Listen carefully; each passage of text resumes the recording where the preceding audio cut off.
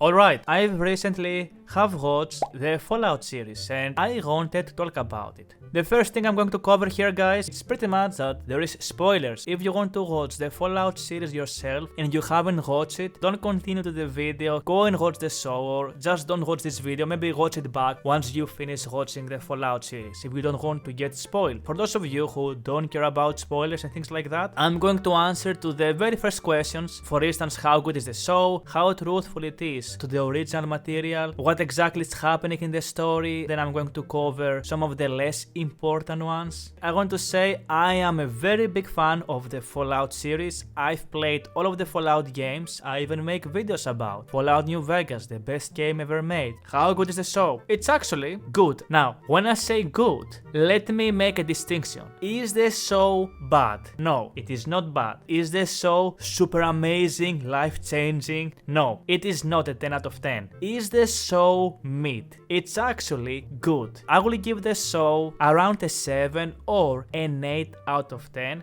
because, in my opinion again, this has to be the best video game adaptation I've ever seen. I believe if you love the Fallout series, and maybe if you haven't for some reason followed the Fallout series, you are going to have a fun time watching the show. It has references on pretty much anything you know. It integrates the special, the stats. You have characters that have intelligence builds, you have characters that run melee builds like the main character. On one of the last episodes, it shows one of the characters hacking a terminal, Gobbers, one of the ghouls. He's using VATS to slow down time and shoot people, so it has those type of things everywhere. So if you play the Fallout games, it's a very cute thing that the people who've made those series are people who played the games. Now, where exactly are we in the series? It's a mix of Fallout 4 and Fallout New Vegas. The show ends by showing the New Vegas. So the second season is going to include New Vegas when it comes to factions that the show covers. The Brotherhood of Steel, the NCR, the Vault Dwellers, Raiders, Fiends. I think I've seen Great Khans in a single scene because they were wearing the typical outfit and they had those fur hats, but I could be wrong. And I guess some contractors from the Commonwealth, and they also include the Enclave, but only for like 5 minutes in a single episode, maybe something more than that, so you don't get to see the Enclave running with the power armors. We get to see Mr. House, Repcon, Westec, Big MT, pre-war of course. The factions that the show reveals, how truthful they are. I think the show does the best when it's revealing the Vault Dwellers or how things work inside vaults. Anything other than that is kinda, it feels different. I wouldn't say in a bad way, but not in a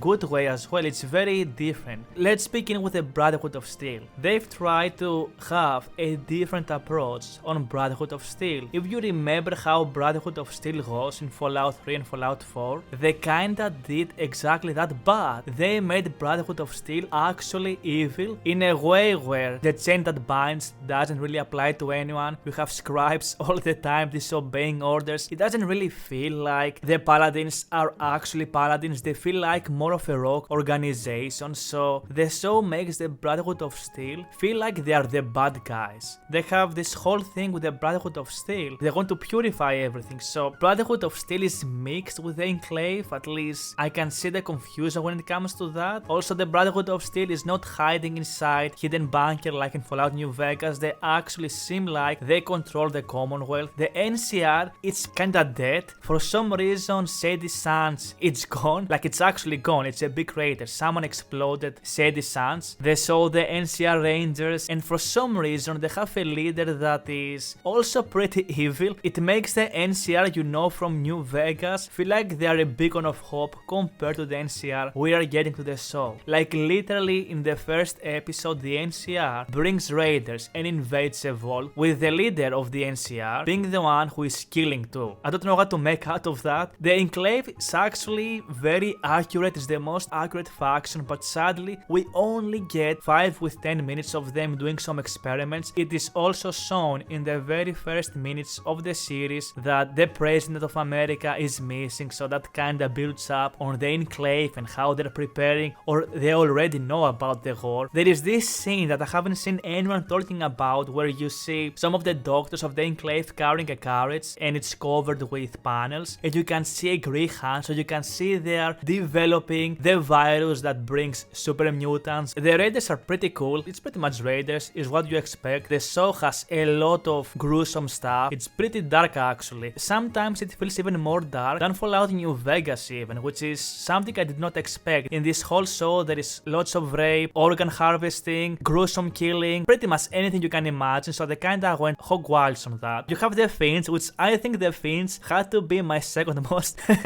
favorite faction. It's what you expect really. It's people who are ducked in drugs and they can hardly move at all. At the same time they are very ruthless. Those are the main factions. The characters when it comes to the show, they're pretty good actually, aside from the main character that comes from the Brotherhood of Steel, which is the only character I cannot remember the name of, which again that shows how forgettable and boring that character is. Imagine a scribe who doesn't follow orders, who betrays the Brotherhood countless times, and for some reason the Brotherhood keeps forgiving him. Also, by the way, power training is not required in the series. The main character is a vault dweller called Lucy that tries to find her dad, again very similar with Fallout 3 and Fallout 4, because her dad gets kidnapped. The name of the ghoul is Gober, which is I think the most badass and coolest character in the show. He's essentially a ghoul that lived from before the war, and he's a bounty hunter, so he's a big badass that goes around, shoots people, and he's the only character in the show that has a very big backstory. The show always focuses on explaining pieces of his past, and then you have the character from Brotherhood of Steel, which he was so generic I even forgot his name. We don't get to see the Lone Wanderer, we get to see Dogmeat, and Todd Howard and Bethesda pretty much say that anything that happens in those series is canon for the New Vegas and all of the Fallout games. So essentially, to use a power armor, they explain that you don't require training, but if you have no training and you are going to equip one, it's going to be very hard to maintain and control. So in a way you need power training, but anybody can enter inside pretty much. There is some new things added on the lore. I think the one you need to know that stands out the most is that ferals in Fallout, they become feral if they don't take a specific serum. I will not be surprised if that's going to be a thing in the next Fallout game. Let's speak about the plot. So this is actually big because I've said about things being canon, and there is some things we never had answers from actual developers and people who made the Fallout games, including the recent ones. Now, I haven't played Fallout 76, but I have played every single Fallout game out there, and the whole show explains or gives us lore pieces that we never had before, and it's actually pretty interesting. Essentially, you have all of the big heads, you have Mr. House, Big MT, Repcon, Westech, all of those big companies, or I guess the heads of those companies, they are building those vaults over the years, and they try to control the vaults like they are, let's say, sort of guilds, if that makes sense, which is why House was owning some of the vaults in New Vegas, and this is why House, for instance, used concrete and did whatever he wanted in those vaults, which is very nice to get some explanation on that. You have all of those big heads sitting in a council meeting, and they are saying the war is going to happen not from the Soviets, not from China. The nukes will be launched just to destroy the competition and civilization as a whole, so all of those big heads can take over the world or whatever remains out of it and rebuild it from within the vaults. This is why the nukes were launched. You can call it corporal greed. You can make whatever you want out of it. I don't really like that a lot. The whole idea about Fallout for me was that war happens, and because of war we have to live with those consequences, and you have the nuclear fallout, which is everybody's worst nightmare. And if House knew and was planning to nuke the world, and he did nuke the world, that makes him a very evil person. The leader of the NCR is literally the worst criminal you can imagine, so I don't know, the factions feel very different, they feel much more dark, but they feel very forced. When it comes to creatures that have been shown in the show, we get to see rat roaches, quite a lot of them actually, Yaoguais, Brahmins, you know, the typical two-headed cows that everybody loves. We get to see ghouls, both feral and non-feral, some type of Marilark. I've never seen that creature before. We get to see Goatshorn, not him, but his model of robot. There is also a scene where they show, again, I've mentioned it before, a super mutant. They show his hand, foreshadowing their coming, and that's the problem with this whole movie. We don't have a specific timeline line, so it feels like we're jumping from Fallout 2 to Fallout 3 to Fallout 4 and then New Vegas.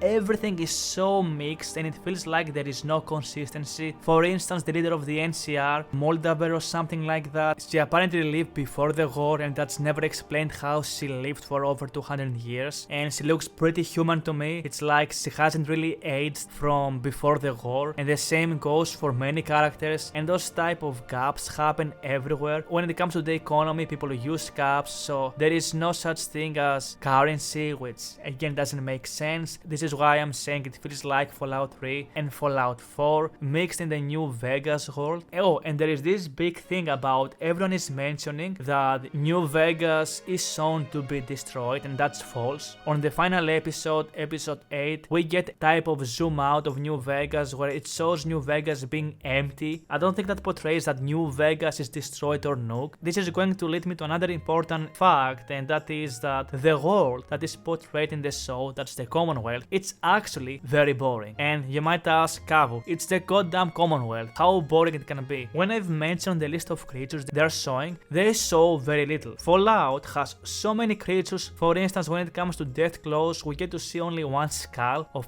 apparently a dead Deathclaw in the end, so we don't get to see almost any wildlife at all, only very little on the very first few episodes. That makes the wasteland feel not alive at all. Actually, there is this setting of deserts. It feels like you are watching Dune. The whole time you are watching the same scenes. The whole wasteland doesn't feel right to me. It feels very boring, very dull. Also on top of that, all of the characters always somehow get to meet each other. The whole world feels very small, like everything is happening on the same setting, and again, they could have shown so much more of the Commonwealth with creatures, with factions, which is what Fallout is, but they decided not to focus too much around that. I love how they portray mates, like you see characters using steam parks and sometimes they are bleeding out almost to the stage of dying, and a steam park kinda closes their wounds, which is kinda cool. It shows people using jets before going to combat. They're doing kind of a good job when it comes to guns, but they only show ballistic guns from the games. They don't show any laser or plasma guns or anything else. Only in a single scene in the last episode they show the leader of the NCR holding a laser pistol but never shooting with it, which I don't know why we're only restricted into ballistic weapons. At least the list of ballistic weapons they shown are very much what you would expect from the series. For some reason as well, the Brotherhood of Steel, they send patrols around the wasteland. They don't carry guns, they only have a 10mm pistol, so they don't have plasma rifles. They're pretty much defenseless, and instead of going on patrols, they send them one by one with their squads, which again, I think the show shows Brotherhood in a very